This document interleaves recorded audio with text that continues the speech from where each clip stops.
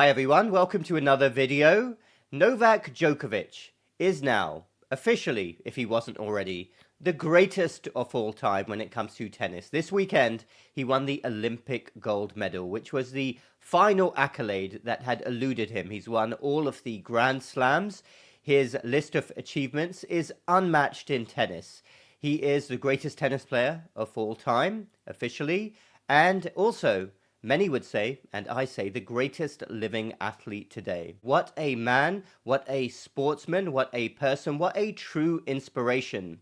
He is beating people that are the best part of 20 years younger than him. He's almost 40 years old. He is obviously extremely healthy. He has a great diet and exercise routine, a very healthy cardiovascular system, a very healthy heart. And we can all learn a lot from Novak Djokovic. He's also a brilliant human being. He's done so much work for charity, so much work for good causes, but we must never forget what he went through, the charade he went through for a couple of years, all because of a personal health decision that he made during the pandemic.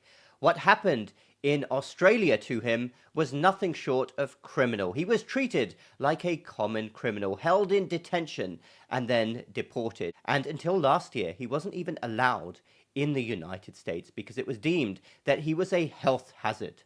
What a joke. Seriously, has anyone actually ever been into a typical shopping mall or a Walmart or a Target in the United States and seen what an average American is increasingly looking like? But Novak Djokovic, one of the greatest athletes of all time, is deemed a health hazard. Give me a break. And it really underlies the ridiculous nature of our authorities and the medical establishment that helps to enforce the rules of the authorities. I brought the picture here behind me on my right after he won Wimbledon a couple of years ago. He was actually never barred from entry into England, which I'm actually very proud of. The UK may have had some other ridiculous rules, but they were not as ridiculous with people entering the country unjabbed.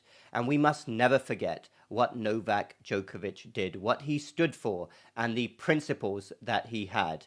And in his own words, let us remember, because he was very, very close to being banned from ever playing again, and he was going to forego the chance to officially become the greatest tennis player of all time. Here he is. Listen to Novak. Have you received any vaccination against COVID? I have not. Why?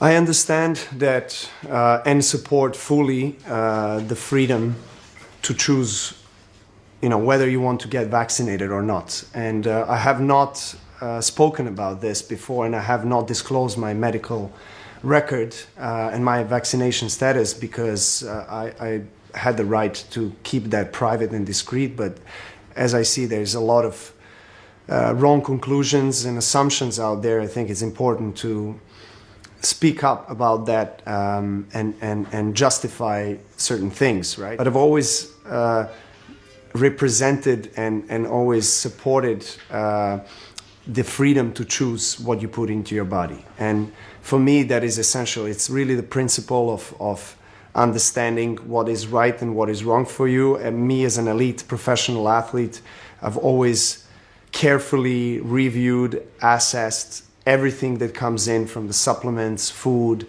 the water that I drink, or sports drinks, anything really that comes into my body as a fuel. Based on all the informations that I got, I decided not to take the vaccine. I understand the consequences of my decision. And one of the consequences of my decision was not going to Australia, and I was prepared not to go. And I understand that not being vaccinated today, I'm unable to travel to most of the tournaments at the moment. And that's the price you're willing to pay? That is the price that I'm willing to pay. Ultimately, are you prepared to forego the chance to be the greatest player that ever picked up a racket, statistically, because you feel so strongly about this jab? Yes. I do. But as things stand, if this means that you miss the French Open, is that a price you'd be willing to pay? Yes, that is the price that I'm willing to pay. And if it means that you miss Wimbledon this year, again, that's a price you're willing to pay? Yes. Why, Novak? Why? Because the principles of decision making on my body are more important than any title or anything else. I'm trying to be in tune with my body as much as I possibly can. So there you go, Novak in his own words. And what he did cannot be overstated in terms of bravery. He was willing to sacrifice everything, ending his career over his personal health decision. He was not going to budge. He got deported from Australia. He knew that he wasn't allowed into many other countries like the United States, but he stood firm. And now he has been rewarded. And I believe a higher force was on his side and is on many people's side if you do the right thing in life, if you stand firm, if you are brave, because many people had the same concerns as Novak Djokovic. They knew that this particular injection was not right for them. They didn't need it. You all know my own story. I was willing to lose my entire career, to leave the United States on the basis of my decision. I was not going to budge at all. Lots of other people stood firm and did similar things, but as for Novak Djokovic, he was willing to sacrifice his entire career. And we forget one other thing here. Novak Djokovic is a very well-connected man in Serbia. He is a mega millionaire. He's rich, he's influential. Had he wanted to, he could have easily got a fake certificate saying that he had received the shot. Of course he could have done that. I've heard stories of many other sports people doing just that, but he did not do that. He had done his research and he felt that it wasn't the right decision for him. Many other people had done the same thing. I had done that.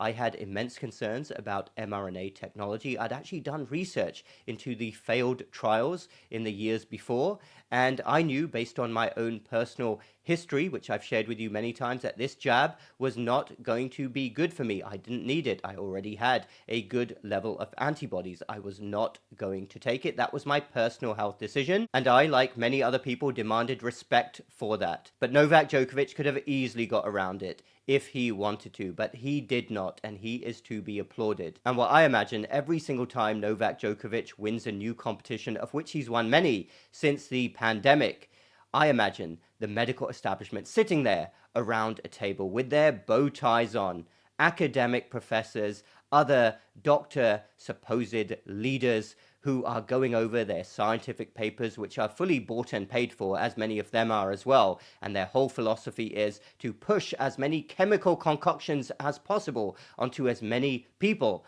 as possible. Medicine is no longer an art of healing. It is an art of pushing chemicals onto people and completely neglecting the toxins that are being poured into people at the other end, what they're eating. But I've talked about that many times. But that's what medicine has become. And I really imagine those members of the medical establishment getting a huge slap in the face every time Novak Djokovic wins a new competition, and it makes me feel so good. So let's think about Novak Djokovic's actual health and well-being routine, which is worth thinking about. We don't do this enough in life. When we see someone that is doing really well, when they are a role model, we should think, what are they actually doing? People should do this in their everyday life. When you see someone who's really healthy, the first question you should ask is, well, what are you eating? What is your lifestyle like? So we already know that Novak doesn't like pouring synthetic chemicals into his body. But let's think about some other aspects of his health and well-being. So here's a recent piece from GQ. Here's what Novak Djokovic eats in a day to stay a Grand Slam champion. Let's scroll down here. The Djokovic diet.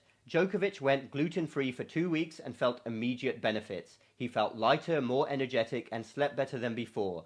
After the 2 weeks, Djokovic made the diet a permanent lifestyle, and the benefits quickly followed. Within 12 months, he was healthier, more alert, energetic, and mentally sharper.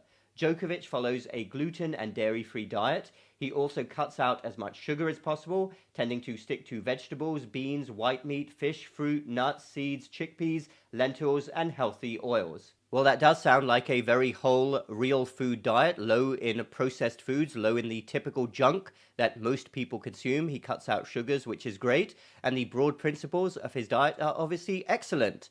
And it highlights as well what I just read to you, how there's never a one-size-fits-all approach, because Novak Djokovic went gluten-free and dairy-free. That doesn't work for everyone. I, for instance, eat and drink a ton of dairy. I drink a lot of milk. I eat cheese, other dairy products. I've never had any issues whatsoever with dairy since I was very young. I buy very high quality organic milk from pasture raised cows, and it highlights that it doesn't have to be a one-size-fits-all approach. Different things work for different people, but you should adhere to the broad principles, namely eat as clean as possible and don't eat all of that junk produced by those terrible food corporations that have scientists to make their products addictive.